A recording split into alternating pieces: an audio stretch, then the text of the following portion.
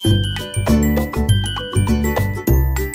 बच्चों, आप सभी का हमारे YouTube चैनल आइडियल दो क्लासेस में स्वागत है। बच्चों, आज हम आपके लिए एडगेट अभ्यास पुस्तिका विषय गणित लेके आए हैं जो कक्षा 8वीं के लिए है। और इस एडगेट अभ्यास पुस्तिका को मध्य प्रदेश राज्य शिक्षा केंद्र भोपाल द्वारा सत्र या वर्ष 2024-25 के लिए बनाया गया है। और आज हम इस वीडियो के माध्यम से आपको अध्याय 2 एक चर वाली रैखिक समीकरण से संबंधित प्रश्नों को हल करके बताएंगे। एक एक प्रश्नों को समझाएंगे और बहुत ही आसान तरीके से आपको बताएंगे, जिससे आपको समझ आ जाए और आप स्वयं प्रश्नों को हल कर सकें। तो चलिए अध्याय 2 में क्या है आपका एक चर वाले रैखिक समीकरण। इसके पहले आपका अध्याय 1 था परिमेय संख्याएं। तो परिमेय संख्या वाला कैसे हल करना है इसके प्रश्नों को तो आपको हल करके हमने इसके पहले के वीडियो में बता चुके हैं। अब आज अध्याय 2 बताएंगे एक चर वाले रैखिक समीकरण।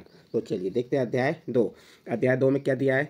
चलिए इसे पढ़ते हैं। पहले संक्षिप्त परिचय दिया है, उसके बारे में हम जानकारी ले लेते हैं क्या क्या दिया हुआ है। संक्षिप्त में पढ़ लेते हैं जल्दी से। यदि मैं आपसे कहूं कि मेरे दिमाग में एक संख्या है और आप बताओ वह कौन सी संख्या है, तो आप शायद सोच में पड़ जाओगे।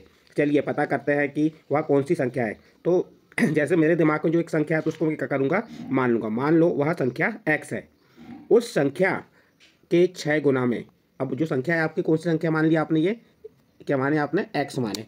x का कितना गुना कह रहा है, 6 गुना। तो 6 गुना का तो क्या होता है, x के साथ आपका 6 का गुणा कर देंगे। जैसे आपने मान ली वह संख्या क्या है, x है, तो ये हमने x लिख दी है, ये लिख दी x। इसका कितना गुना कह रहा है, कितना गुना कह रहा है यहाँ पे, 6 गुना। तो ये 6 गुना यानी कि 6 का इससे क्या हो जाएगा, गुणा हो जाएगा। 6 गुना में 4 जोड़ेंगे। अब ये 6 गुना यानी क्या हो गया, ये 6x। 6x में कितना जोड़ने कह रहा है, 4 जोड़ेंगे।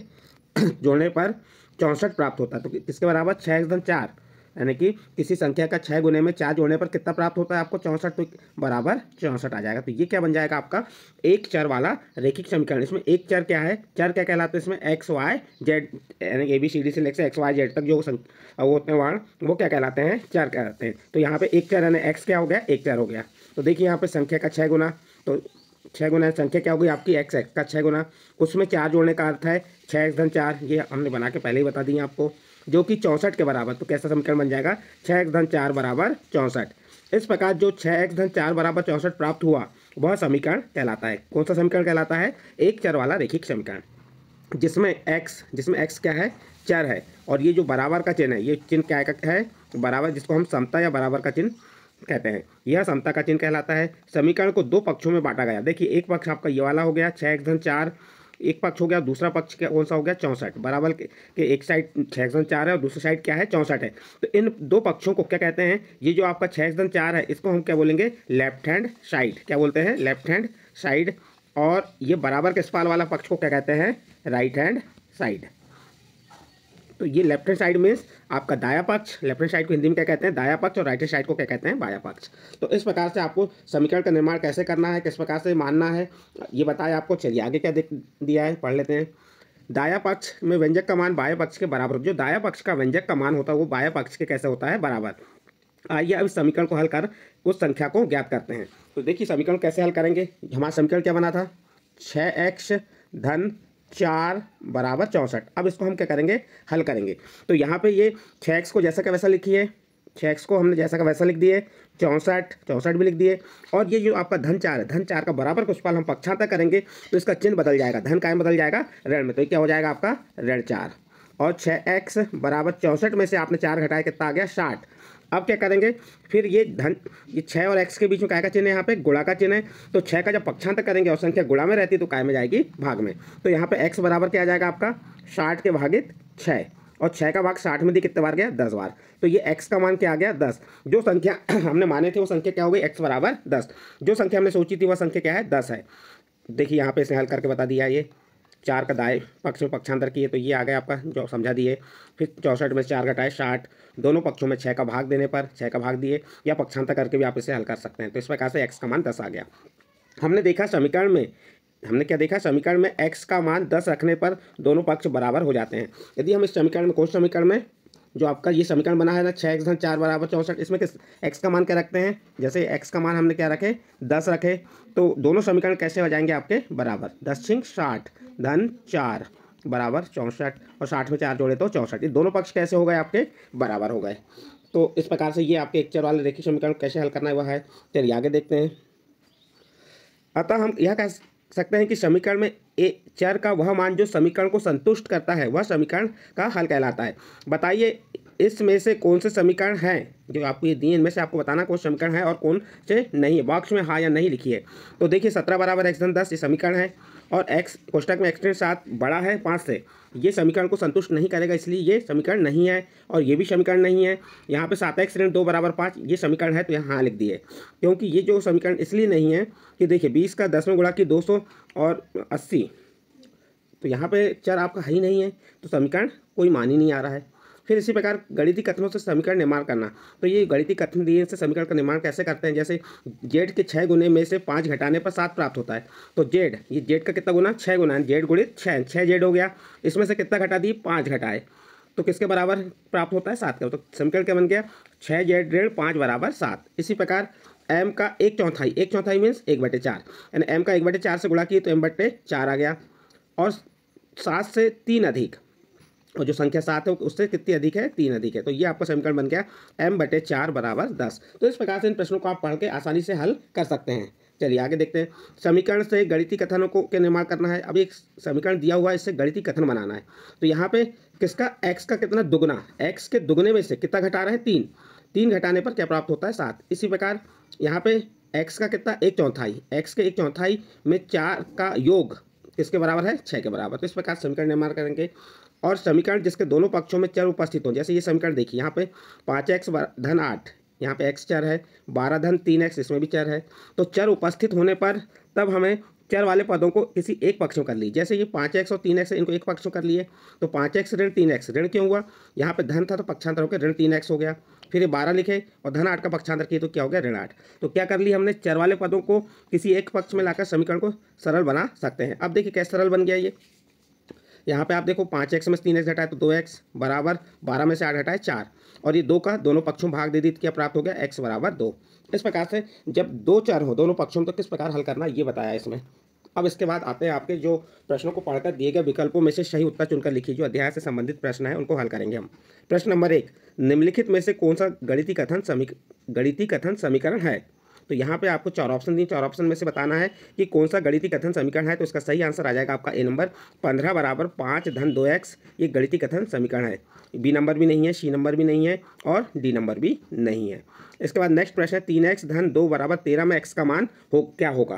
तो ये कैसे मालूम होगा, इसको हल करके देखते हैं हम। जब तक हम हल नहीं करेंगे तो ये प्रश्न हमको बनेगा नहीं। प्रश्न क्या है हमारा, 3x धन 2 बराबर 13 में क्या कह रहा है, x का मान ज्ञात करना। तो कैसे करेंगे, अब ये हमने 3x को जैसा का वैसा लिखे, बराबर 13 भी लिख दिए, और धन 2 का बराबर इस बार पक्षांतर की तो क्या हो गया, ऋण 2 हो गया। फिर 3x बराबर 13 में से 2 घटाए कितना आ गया, 11। तो x बराबर क्या हो जाएगा, अब ये 3 का हम पक्षांतर करेंगे, यहाँ गुणा में है तो काय में जाएगा, भाग में, तो 11/3 हो गया। तो x का मान कितना होगा, 11/3। तो ये आगे आपको यहाँ पे लिख देंगे x बराबर क्या आ गया आपका, 11/3। इसका कौन सा नंबर का ऑप्शन सही है, डी नंबर का ऑप्शन सही है। इस प्रकार से आपको हल करके देखना है, फिर सही विकल्प चुन के लिखना है। और यहाँ पे आपको जो ये घेरे दिए, इनको काले या नीला जो भी है उस पेंसिल से डार्क कर देंगे, भर देंगे इनको। जैसे पहले में क्या आया था, एक, तो ए को कर दिए, दूसरे में डी है तो डी को हमने घेरा को भर दिए, तीसरे में आप देखते हैं एक चर वाले रेखिक समीकरण के हल होते हैं। तो जो एक चर वाले रेखिक समीकरण होते हैं उनके हल होते हैं, तो उसका सही आंसर आ जाएगा बी नंबर, केवल एक हल होता है। उसका क्या होता है, केवल एक हल होता है। तो आपका प्रश्न नंबर 3 का उत्तर कंप्लीट हुआ। और इसका बी नंबर, तो बी नंबर के घेरे को हमने क्या कर दिए, भर दिए। ठीक है, जो भी कलर से आप चाहें तो भर सकते हैं। इसके बाद नेक्स्ट प्रश्न है आपका प्रश्न नंबर 4, दो संख्याओं का योग 16/7 है, यदि एक संख्या 11/7 है तो दूसरी संख्या कौन सी होगी। तो इसका आंसर सी नंबर आएगा, 5/7। अभी 5/7 आया कैसे ये भी मालूम होना चाहिए। तो क्या कह रहा है, दूसरी संख्या कौन सी, तो हम मान लिए दूसरी संख्या x है, जो हमें नहीं मालूम है उसे क्या कर लेंगे, हम मान लेंगे। मान लिए दूसरी संख्या क्या है, x है, और पहली संख्या क्या थी, 11/7। इन दोनों का योग, यानी पहली संख्या 11/7, दूसरी संख्या क्या है, x, इन दोनों का योग कितना है, 16/7। अब क्या किए, x बराबर ये 16/7 जैसा का वैसा लिख दिया हमने। धन, ये आपका धन 11/7 है, इस 11/7 का पक्षांतर करो तो ऋण 11/7 हो जाएगा। अब इसका लघुत्तम कितना आ जाएगा, x बराबर लघुत्तम 7 आ गया, 16 ऋण 11, और 16 में से 11 घटा दो कितना आएगा, 5/7। तो इसका सही आंसर कौन सा आ जाएगा, सी नंबर का 5/7। किस प्रकार से निकालना है हल करके भी आपको बता रहे हैं। इसके बाद नेक्स्ट प्रश्न है प्रश्न नंबर 5, क्या कह रहा है, किसी संख्या के तिगने में 15 जोड़ने पर 93 प्राप्त होता है, तो वह संख्या ज्ञात कीजिए। किसी संख्या, मान लो किसी संख्या ने, वह संख्या कौन सी हो गई, x, वह संख्या क्या हो गई, x। संख्या के 3 गुने, यानी कि जो संख्या कौन सी आपकी एक्स, एक्स की कितनी गुनी हो जाएगी, 3 गुनी, 3 का गुणा हो गया, 3x हो गया। 3 गुने में 15 जोड़ेंगे, कितना जोड़ने पर कह रहा है, 15 जोड़ने पर कितना प्राप्त होता है, 93। तो समीकरण क्या बन गया आपका, 3x धन 15 बराबर 93। तो अब देखिए इसको कैसे हल करेंगे, ये चर वाली संख्या जैसे कि वैसे लिख दिए, और जो बिना चर वाली है अच्छा संख्या कौन सी यहाँ पे 15, इसका बराबर को सवाल पक्षांतर करेंगे, तो यहाँ पे कितना है आपका 93 है। और जब आप धन 15 का पक्षांतर करेंगे तो क्या हो जाएगा, ऋण 15। अब 3x, अब 93 में से 15 घटाएंगे हम, 93 में से 15 घटाओ, 13 में से 5 गए 8, यहाँ बचा कितना आपका 8, 8 में से 1 गया 7, 78। यहाँ क्या आ गया 78। अब इस 78 में किसका भाग दे देंगे आप, इस 3 का भाग दे देंगे, तो x बराबर क्या हो जाएगा 78 भागे 3, 3 दूनी 6, बच गया 1, 3 छिंक 18, कितना आया 26। तो आपके ऑप्शन में 26 होना चाहिए, कितना आ गया आपका 26। तो यहाँ पे देखिए 26 कौन सा है, इसका ए नंबर का ऑप्शन सही है, तो इसका सही आंसर आ जाएगा आपका ए नंबर 26। आपका प्रश्न नंबर 5 और यहाँ सही विकल्प कंप्लीट हुए। नेक्स्ट प्रश्न है आपका प्रश्न नंबर 6। दिए गए प्रश्नों को हल कीजिए। प्रश्न नंबर 6 हल कीजिए, दिया है 5x ऋण 3 बराबर x धन 5। इसको हल करना है तो आपको कुछ नहीं करना है, आपको हल करके बता देते हैं हम कैसे हल करना है। जैसे क्या दिया आपका प्रश्न, ये आपका दिया है 5x ऋण 3 बराबर x धन 2, ये दिया है। अब क्या करना है, यहाँ पे दोनों पक्षों में चर है तो चरों को एक साइड कर लीजिए। यहाँ 5x और x क्या है, चर है, चर वाली संख्या है तो इसको एक साइड कर लिए, एक पक्ष में कर लिए, और बिना चर वाली संख्या एक पक्ष में कर लीजिए। तो बिना चर वाली संख्या ऋण 3 और धन 2 है। अब क्या करें, ये धन x का पक्षांतर किए तो ये 5x को आप जैसा का वैसा लिखिए, और धन x का पक्षांतर किए तो क्या हो गया ऋण x बराबर, फिर ये आपका राइट हैंड साइड का 2 जैसा का वैसा लिखिए, और ये जो आपका ऋण 3 है, ये ऋण 3 का बराबर इस पर पक्षांतर करेंगे तो क्या हो जाएगा धन 3। अब क्या करेंगे आप, ये जो 5x में से x को घटाएंगे, 5x में से एक x, 5 तो 5 में से 1 घटाया तो कितना बचा 4, तो 5x में से x घटाया तो क्या बचा 4x, और 2 में 3 जोड़े तो कितना हो गया 5। इसके बाद यहाँ पे x बराबर क्या होगा 5 भागे 4। अब ये 4 भागित में क्यों आया, क्योंकि ये 4 और x के बीच में काय का चिन्ह है, गुणा का चिन्ह है, गुणा का पक्षांतर करेंगे कायम जाएगा भाग में, तो x बराबर 5/4। तो इस प्रकार से आपका ये समीकरण का हल हो गया, x का मान आ गया। आपका प्रश्न नंबर 6 कंप्लीट हुआ। इसके बाद नेक्स्ट प्रश्न आता है आपका प्रश्न नंबर 7। प्रश्न नंबर 7 को प्रश्न को पढ़ते जाइए और उसके बाद समीकरण बनाएंगे। किसी संख्या को 8 से भाग दिया जाता है तो परिणाम ऋण 3 प्राप्त होता है, तो संख्या ज्ञात कीजिए। तो किसी संख्या को माना, वह संख्या क्या है, आपने मान ली वह संख्या x है, वह संख्या क्या हो गई आपने x, ऐसा लिखना पड़ेगा आपको, माना वह संख्या x है। संख्या को 8 से भाग दिए, ये जो संख्या x है इसको किससे भाग दिए हमने 8 से भाग दिया, तो परिणाम क्या प्राप्त हुआ ऋण 3, तो बराबर ऋण 3 हो गया। अब x बराबर ये 8 काय में है, भाग में, जब इसको भाग का पक्षांतर करेंगे तो काय में जाएगा गुणा में, तो यहाँ पे 8 का पक्षांतर करते हैं ऋण 3 जैसा का वैसा, और 8 भाग में है तो पक्षांतर होकर गुणा में गया तो गुणित 8, तो x बराबर क्या हो गया ऋण 3 का 8 में गुणा की तो 8 3 24, तो x का मान कितना आ गया आपका ऋण 24। इस प्रकार से आपका प्रश्न नंबर 7 को आप हल करेंगे। नेक्स्ट प्रश्न आता है आपका प्रश्न नंबर 8। इसको यही समझा दे रहे हैं, हल करके नहीं बताएंगे। रमेश ने एक संख्या सोची, उसका 2 गुना किया और उसमें 20 जोड़ा, परिणामी संख्या को 25 से भाग देने पर 4 प्राप्त होता है, तो वह संख्या क्या है। तो जो आपको क्या ज्ञात करना है, वह संख्या ज्ञात करना है, तो वह संख्या क्या है उसे तो आप उसको मान लीजिए। माना वह संख्या x है, मान ली हमने वह संख्या x है। अब रमेश से एक संख्या सोची, वह संख्या कौन सी हो गई, ये x हो गई, ये क्या हो गई आपकी x हो गई। अब क्या कह रहा है, मान ली हमने x, अब उसका दुगुना, किसका दुगुना, वह संख्या का दुगुना, तो ये 2x हो गया, और उसमें 20 जोड़ा, कितना जोड़ा 20 जोड़ दिए। देखो ये संख्या x हो गई, उसका दुगुना किया, उसमें कितना जोड़ दिए 20 जोड़े, और परिणामी संख्या क्या प्राप्त हुई हमें 2x धन 20। परिणामी संख्या को 25 से भाग दे दी, किससे भाग दिए 25 से भाग दिए, देने पर क्या प्राप्त हो रहा है 4, तो ये समीकरण बन गया हमारा। अब देखिए यहाँ पे आप क्या करेंगे, ये 2x धन 20 जैसा का वैसा लिख दिए, 4, ये 25 भागित में तो काय में चल जाएगा गुणा में, 4 गुणित क्या हो जाएगा आपका 25, 2x धन 20 जैसा का वैसा लिख दिया, 25 में 4 का गुणा किए, 25 चौके 100। अब इसके बाद आप 2x को जैसा का वैसा लिखिए और धन 20 का पक्षांतर किए तो 100 ऋण 20 हो जाएगा। देखिए 2x जैसा का वैसा धन 20 का पक्षांतर किए तो 100 ऋण 20 हो गया, तो 2x बराबर 100 में से 20 घटाया कितना आ गया 80 आ गया। अब x बराबर आपको मालूम है 2 और x के बीच में काय का चिन्ह है, गुणा का चिन्ह है, 2 का पक्षांतर करेंगे तो काय में जाएगा भाग में, तो 80 भागित क्या हो गया ये आपका 2 का भाग 80 में कितने बार गया 40 बार, 2 चौके 8, 2 शून्य शून्य, तो x का मान कितना आ गया 40 आ गया। इस प्रकार से आप इस प्रश्न को हल कर सकते हैं, ये आपको हमने हल करके यहाँ पे बता दिए साइड में, और यहाँ पे कैसे करना है वह भी बता दिए। आपका प्रश्न नंबर 8 कंप्लीट होता है। नेक्स्ट प्रश्न आता है आपका प्रश्न नंबर 9। प्रश्न नंबर 9 भी उसी प्रकार, 10 के 2 क्रमागत गुणजों का योग 210 है, तब इनमें से छोटा गुणज क्या होगा। देखो 10 का पहला गुणज क्या हो गया 10 का पहला गुणज क्या हो गया 100 और दूसरा गुणज क्या होगा 110 और दोनों को जोड़ेंगे तो 210 आएगा। तो ये आपके गुणज कैसे निकालना वह बता दे रहा हूँ। माना दो क्रमागत गुणज 10x और 10 कोष्टक में x धन 1 है। प्रश्नानुसार क्या कह रहा है 10 के दो गुणजों का योग। अब ये दो गुणज कौन से हो गए 10x और 10 कोष्टक में x धन x, दो गुणज हो गए। इनको हमने 10x योग कहा तो योग कर दिए, धन का चिन्ह लगा दिए। 10x धन 1 बराबर 210। 10x अब ये जो x धन 1 के बाहर 10 का गुणा है तो 10 का अंदर गुणा करेंगे। 10 का x में गुणा किए 10x धन 10 का 1 में गुणा किए 10 बराबर 210। अब ये 10x में 10x जोड़े कितना हो गया 20x। ये 210 लिखे और ये धन 10 का पक्षांतर किए तो ऋण 10 हो गया। फिर 20x बराबर 210 में से 10 घटाए कितना आ गया 200। तो x बराबर क्या हो जाएगा 200 भागित 20। 20 का भाग 200 में, अब 20 का में आ गया भाग में आ गया। 20 का भाग 200 में दिए कितने बार गया 10 बार। अब पहला गुणज क्या हो जाएगा तब इनमें छोटा गुणज क्या होगा। तो पहला गुणज क्या है हमारा 10x और हमारा x का मान कितना आया 10 आया। तो 10 गुणित 10 बराबर 100। पहला गुणज क्या हो गया 100। उसी प्रकार दूसरा गुणज क्या है आपका 10 कोष्टक में x धन 1 10। x का मान कितना आ गया 10, ये रख दिया x का मान 10। ये 10 में एक जोड़े कितना हो गया 11। 10 गुणित 11 बराबर 110। दूसरा गुणज क्या हो गया 110। अब ये 100 है और 110, इसमें आप तुलना कर सकते हैं कौन सी संख्या छोटी है कौन संख्या बड़ी है। तो 100 छोटी है और 110 बड़ी है, तो आपको इनमें से छोटा गुणज क्या होगा 100 होगा। इस प्रकार प्रश्न नंबर 9 को आप हल करेंगे। नेक्स्ट प्रश्न आता है आपका प्रश्न नंबर 10।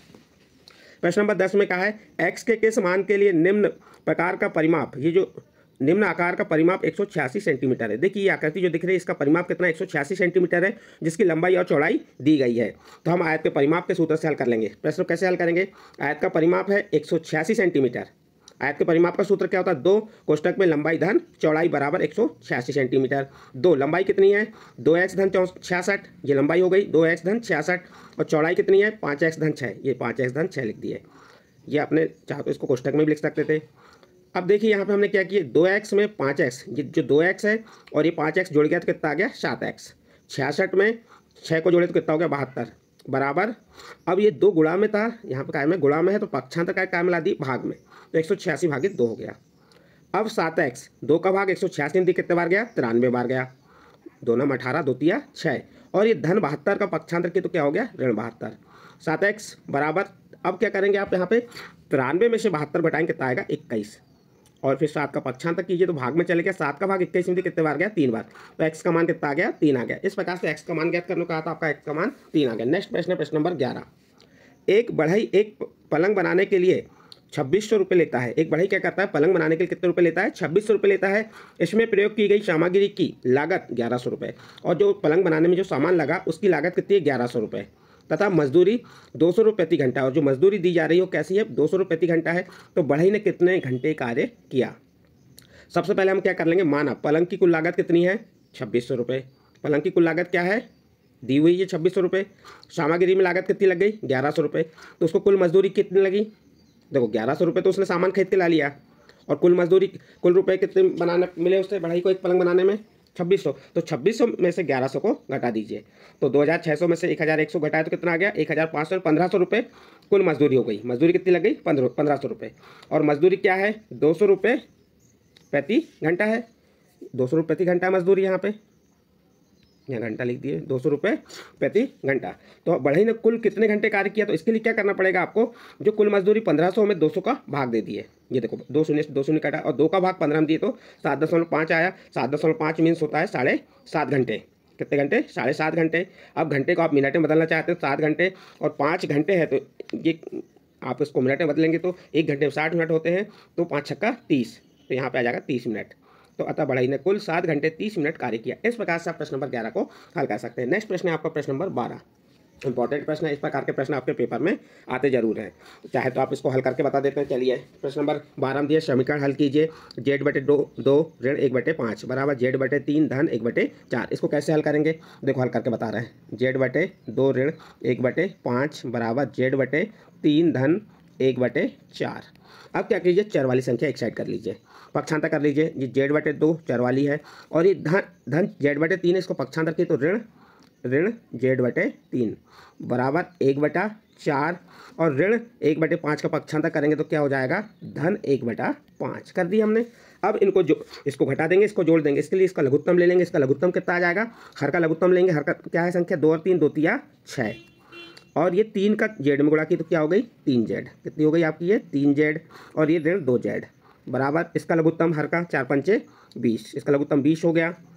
अब 5 एकम 5 4 एकम 4 तीर गुणा करके हमने कर दी इसको। आप लघुत्तम लेके कर सकते हैं। लघुत्तम लेंगे तो क्या करना पड़ेगा आपको, इस 4 का भाग 20 में देंगे, कितने बार जाएगा 5 बार, और 5 का एकम गुणा की तो 5 एकम 5। इसी प्रकार 5 का भाग 20 में दी कितने बार गया 4 बार, 4 का एकम गुणा की 4। इसी प्रकार इसमें भी कर सकते थे आप।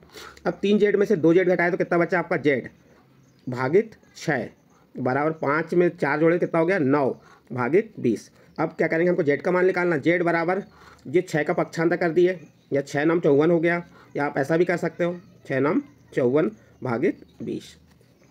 ये जो 6 भाग में पक्षांतर हुआ तो 6 का इस 9 से गुणा हुआ तो कितना बन गया ये 54 बन गया।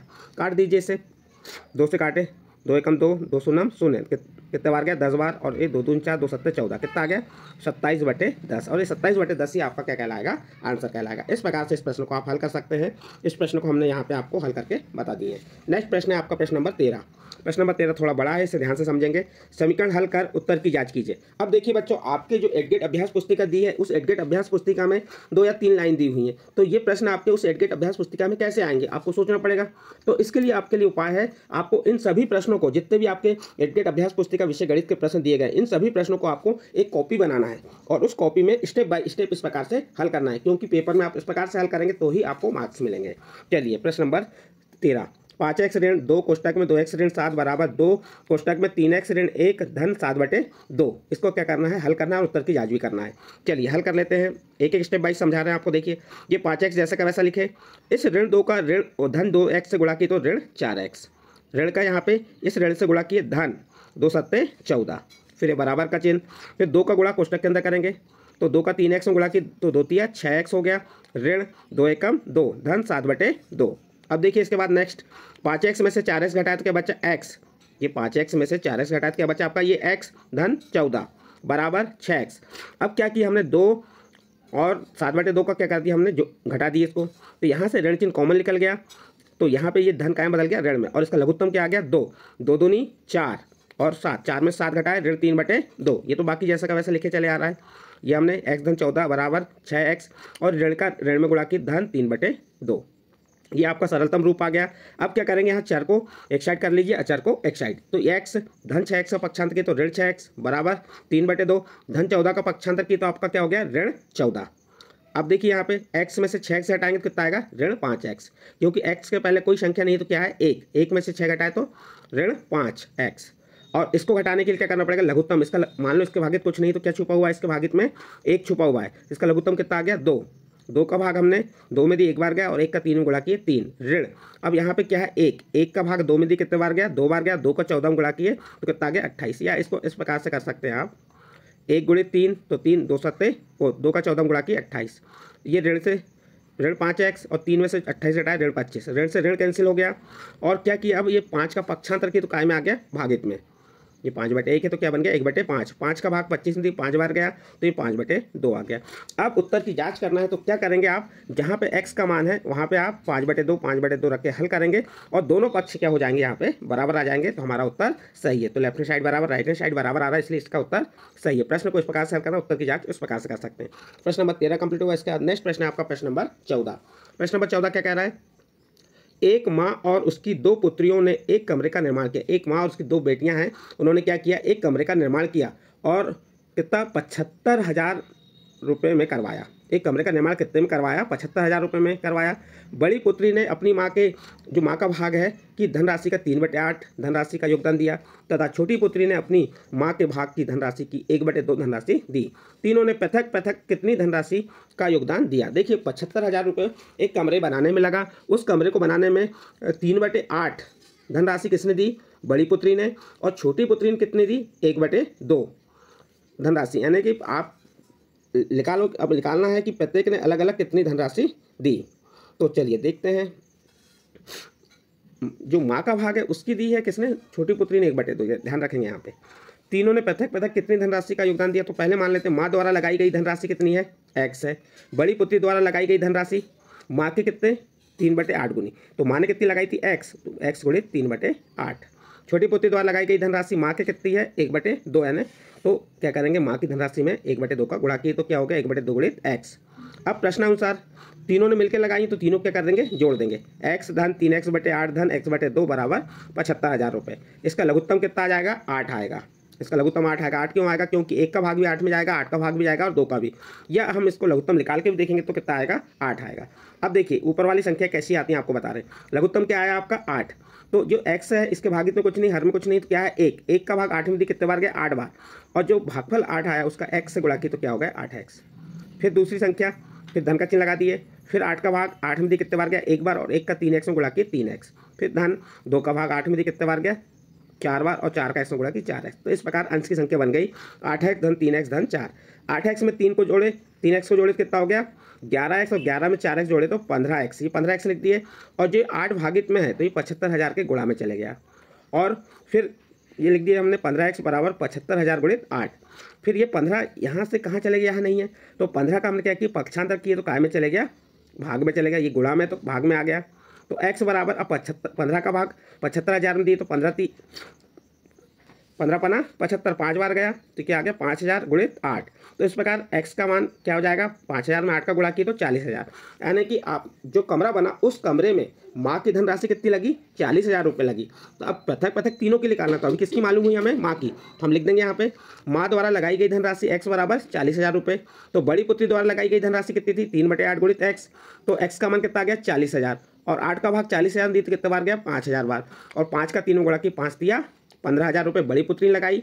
छोटी पुत्री द्वारा लगाई गई धनराशि माँ की कैसी, आधी। माँ की धनराशि कितनी थी 40,000। तो पुत्री की आधी क्या हो जाएगी 20,000। इस प्रकार तीनों ने पृथक 40,000 रुपये, 15,000 रुपये और 20,000 रुपये धनराशि का योगदान दिया। इस प्रकार से आपका इस प्रश्न को आप हल करेंगे। ये प्रश्न नंबर 14 था। बच्चों आप कहें कि आपकी जो एडगेट अभ्यास पुस्तिका है जो आपको शासन द्वारा मिली है उसमें इन प्रश्नों को हम हल कर लें तो नहीं कर पाओगे। इसलिए आपको एक नोटबुक बनाना है, नोटबुक में ही इन्हें नोट करना है और समझना है। नेक्स्ट प्रश्न है आपका प्रश्न नंबर 15। नीचे समीकरण मॉडल दिया गया है। ये मॉडल समीकरण दिए गए थोड़ा सा तर्क शक्ति से आधारित है। कैसे हल करना है इसे देख लेंगे आप। 5x ऋण 6 बराबर 4, इसको यहाँ पे इसने मॉडल के रूप में बना के बताया है। और यहाँ संकेत दिया है कि ये जो आकृति है ये इस x दर्शाती है, ये डिब्बे के अंदर ऋण है, ये ऋण 1 को दर्शाता है और धन 1 को। तो इस प्रकार ये उदाहरण 5x ऋण 6 बराबर 4 एक उदाहरण करके दिया है। आपको 2 प्रश्न हल करना है। तो यहाँ पे ये जो आपका कटोरी जैसे दिख रही है, कटोरी कितनी कटोरी है यहाँ पे 5 कटोरी। तो 5 कटोरी यानी क्या हो गया 5x ऋण। यहाँ पे क्या है आपके कितने बार ऋण है, 6 बार ऋण है तो ऋण 6 हो गया। और धन कितने बार है, धन। इस प्रकार से ये आपको अब आपको इसे हल करना है। 7y धन 14 बराबर 7। कितने y है 7y। तो ये कटोरी कितनी हो जाएंगी 7। तो ये 7y हो गई। ऋण के चिन्ह कितने आ जाएंगे 14 और धन के चिन्ह कितने आ जाएंगे 4 3 7। तो इस प्रकार से समीकरण को बनाएंगे। और नीचे भी वही इसी प्रकार दिया है 5x ऋण 6 धन 6। तो ऋण 6 में धन 6 को जोड़े तो क्या हो गया 0 हो गया क्योंकि घट जाएगा ये। तो क्या बचेगा 5x बराबर 10। इस प्रकार ये 5x 5 कटोरी बना देंगे और 10 धन के चिन्ह बना देंगे। इस प्रकार से आप प्रश्न 15 को भी हल करेंगे। और इस प्रश्न के साथ ही आपका अध्याय कौन सा था, अध्याय 2 एक चर वाले रेखिक समीकरण से संबंधित जो प्रश्न थे उनको हमने हल करके आपको सरलतम रूप में समझाने का प्रयास किए। यदि बच्चों आपको ये अध्याय अच्छा लगा हो या हमारे द्वारा जो वीडियो बनाए जा रहे हैं अच्छे लग रहे हो तो आप हमारे चैनल आइडियल देव क्लासेस को सब्सक्राइब कीजिए, लाइक कीजिए और इस अपने दोस्तों के ग्रुप में शेयर जरूर कीजिए।